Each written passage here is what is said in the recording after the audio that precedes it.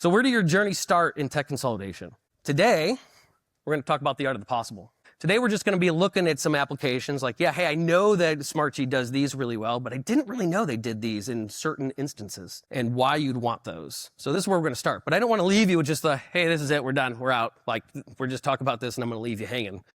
We're going to start talking about downstream where this goes. So after you know the possibilities, now you want to start looking at your requirements. What does that look like?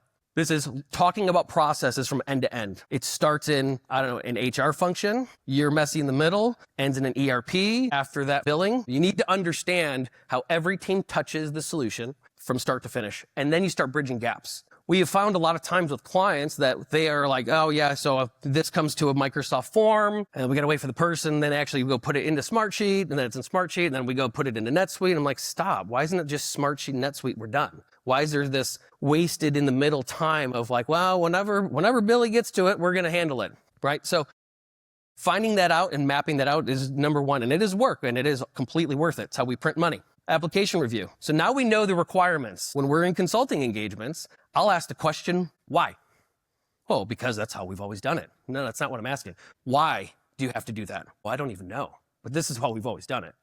It's like, go find out why. Most times they're just doing it because that's how they were trained. They don't know the reason why.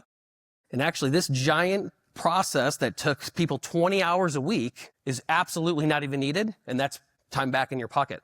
You don't even need those people. You can focus on better things. Ask questions. It's good to ask questions. Solution design. So once you now have your diagram, you have your requirements, you understand what needs to happen, we want to start working on that solution design, making sure that we understand every different connection, every tool we can eliminate, every automation we can do. If you can't, again, move it, integrate it, we're going to eliminate it. So you start working on those designs. Now you want to start building and doing validation. This is extremely important in this moment. You can build everything, but if you don't validate that it actually works, you're never going to get your adoption.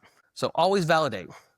We want to talk AI? Careful with AI, right? It hallucinates. Who has dealt with hallucinations with AI? A couple who don't know what hallucination is with AI. It basically makes stuff up. You give it a bunch of data and say, hey, only use what I want you to use. It's like, oh yeah, by the way, there's this requirement for governance. And I'm like, man, I went through all that data. There's nothing about governance. Where did you find this? Yeah, good catch. I made it up. Happens all the time. And all of them do it. So be very careful. So validate yourself. Do not use other tools to validate. Because garbage in, garbage out, and it won't work. So what's on the other side of this? We want to do transition, training, adoption. This is critical. Making sure you have the proper plans in place. You have the right people involved. You could change anything you want, but if people don't understand what you're doing and they don't understand how to communicate it to their teams, you're never going to get to that adoption level. So you keep going. What happens at the end of this?